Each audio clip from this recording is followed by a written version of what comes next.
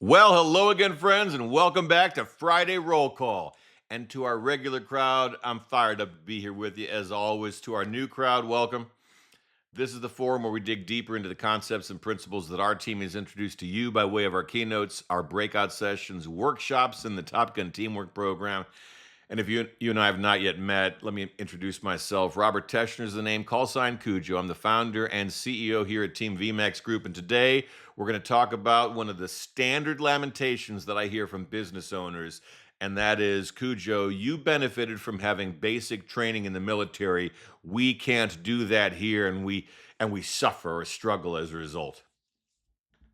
Good. And I'll tell you, that approach is evidence of a self limiting belief. I do believe that we can actually go through the same basic concept of basic training wherever here is, just modified appropriately for whatever it is that we do here. And that's what I want us to think about today. So let's start with understanding that part of the reason why the military has a basic training program is that we need to both vet and inculcate in a very short period of time to make sure that whoever it is we're sending forward is going to be a good fit for the work that we do.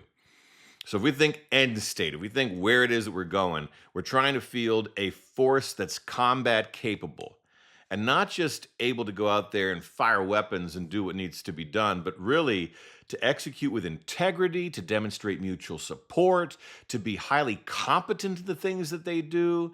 And that requires us to be able to screen and remove those who just can't fit the bill. And for any number of reasons, not everybody can fit the bill. So we have to have a vetting process because those kinds of teams, the kinds of teams that I used to be on, when I went downrange into combat, I mean, they had to have all of those features and then some in order for us to be effective when the bad guys were shooting back at us. All right. So let's talk how we go through this vetting and then inculcating process. And it starts with you can't even go to basic training unless you meet some minimum requirements. And those minimum requirements are very well established. And we're talking about there's a medical component to all of this. For instance, as a pilot, it helps if you can see, right? It helps if you have body parts that work for you, et cetera, et cetera. So there's certain things you just need to have on the medical side. You have to have a certain ability to comprehend things and to know stuff already and be able to learn new things. So there's an academic component to all of this. There's a physical piece. You got to be able to have some physical capabilities in order to withstand the forces and the things that you're going to be subject to. So all of that's been laid out for us, and we go through all kinds of testing, and you submit paperwork, and there's a board of people that's taking a look at your paperwork, and sometimes there's something that's deficient in yours, and so they come back and ask for more information, and you can ask for a waiver and all. But I mean, there's just like this pre-vetting process that precedes even going to basic training that's really important in this entire approach. And so a question for you is, how thorough is your pre-vetting process? Are you asking the right things of your applicants in order to make sure that even before we start the process of inculcating and further vetting, that you've got the right kinds of people there, people that have the capacity to do well? And there's two things that I might suggest you think deeply about when it comes to the pre vetting. Number one, do you put your prospective employees through scenarios? And if not, what are you missing by not doing so? I'll tell you, one of the things that I'm interested in as a leader is, can my teammates solve problems? And do my teammates actually do what they say that they do in all the written materials? Resume says I can do all these things. Can you actually do that? And of all those things, can you do the things that we're going to need you to do?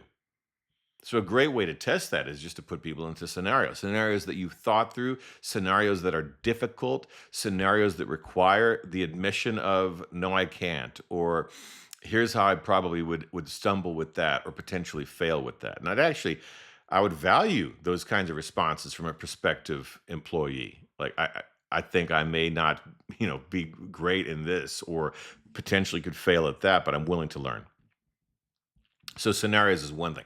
Another thing, for those of you that have adopted the debrief to win approach and are actively debriefing things, maybe there's a case to be made for if somebody is marching towards you thinking about accepting them, having them sit through one of your debriefs for two reasons.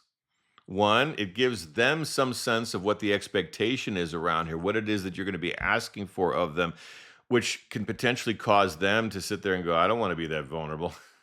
I don't want to admit my faults openly, et cetera, et cetera. In which case they self-select out before they waste your time, which is a win. Two, for those who are actually really excited about joining you, it further inspires them that you're different, that you do things better than other companies do, and they're that much more passionate about wanting to join. And so this whole pre-vetting phase is a huge opportunity for us. And if you go back to and say, well, that's how the military does it and we can't, I don't know why you'd say that, and I think we should.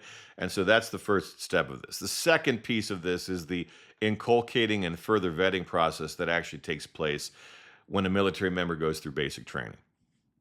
And if you're unaware, it's a tough process generally. I mean, there's a lot of features of it that just aren't pleasant. Early wake ups, go to bed late, running everywhere. You're doing it in combat boots with a rifle. You're getting screamed at all the time. Got to know a bunch of new things. You have to answer questions constantly. You're in no control of anything, and you're just exhausted always. Like it's one of those. It's just one of those steps you've got to go through.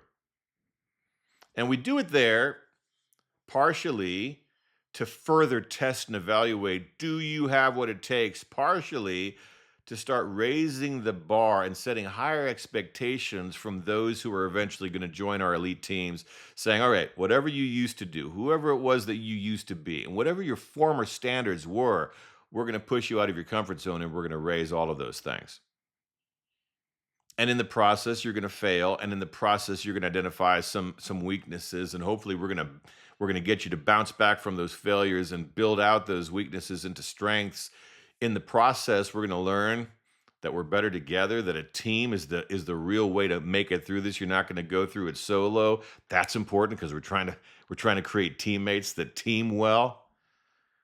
And so all of that is instilled during basic training, and at the output of basic training, you've got a group of people that understand some components of leadership, understand a lot about what it takes to team well, understand what it takes to be mutually supportive, to operate with integrity, to demonstrate honor in what you do. They also understand basic things like these are the ranks, this is who's in charge, this is how I respond, this is what's acceptable, this is what's not in terms of dress, personal appearance, decorum, how it is that we interrelate, all that stuff. All that stuff is instilled during basic training. Okay, now let's talk about in our businesses. There's an opportunity for us to set the bar high from the very get-go and to say, all right, to be a member of this team requires something different than you've ever experienced in another company. To be one of us, a group of top performers, a group of people that cares passionately about what we do. Why? Because we understand our purpose. We're committed to our purpose. We have a mission orientation. We want to win at our missions. We don't like losing here. We don't just accept anybody off the street to come join us. If you want to be one of us, you got to make it through the initial vetting process of the first 90 days where we're going to raise the bar real high. And we're going to push people during that first 90 days, potentially harder than they've been pushed before. We're going to expect a lot out of them during those first 90 days, more than they may have expected to give as they're joining a new company. Certainly more than they've ever given before in any of the previous companies that they've been part of. Why? Because not everybody can be a member of this team. Why? Because you've got to demonstrate that you've got the same drive and passion that we have. Why? Because around here, we're aiming to be excellent. And so if we say for those first 90 days, you're in the continued vetting process, yeah, you've been formally hired, but you're not a full-fledged member of the team until you've demonstrated to us that you belong. And if we set that expectation up front, number one, some people who you might offer the job to say, I don't want any part of that, and we exit them before they bring us down, which is a win. And number two, we give people the opportunity to prove what it is that they're capable of. And maybe they exceed our expectations, in which case we're in a great spot. But in all cases, we've got 90 more days to make sure that this is going to be a good fit. And in so doing, to let somebody understand that they're capable of much more than what they thought coming into this thing, probably. And though at the end of the 90 days, we're probably going to back down in the expectations, throttle back a little bit on just how much pressure we apply and allow us to get into a steady state of quo. We've also demonstrated that we can rise right back up if we need to, whenever we need to, because the mission demands it of us.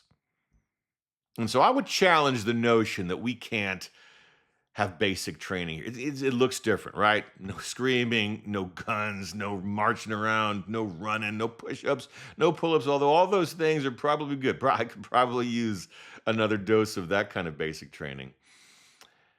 But the core concept of continuing to vet while inculcating who we are into our newest hire, with an understanding that you're not a fully vested member of the team until you've made it through, that we can probably do. And we can do it exceptionally.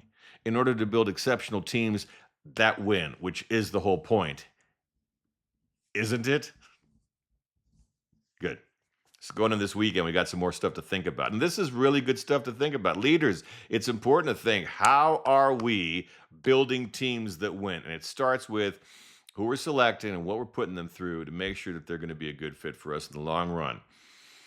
And so there it is. Here's to a new and outstanding week of forward progress, leadership growth, and stronger teams moving forward. And know that I look forward to speaking with you again next Friday.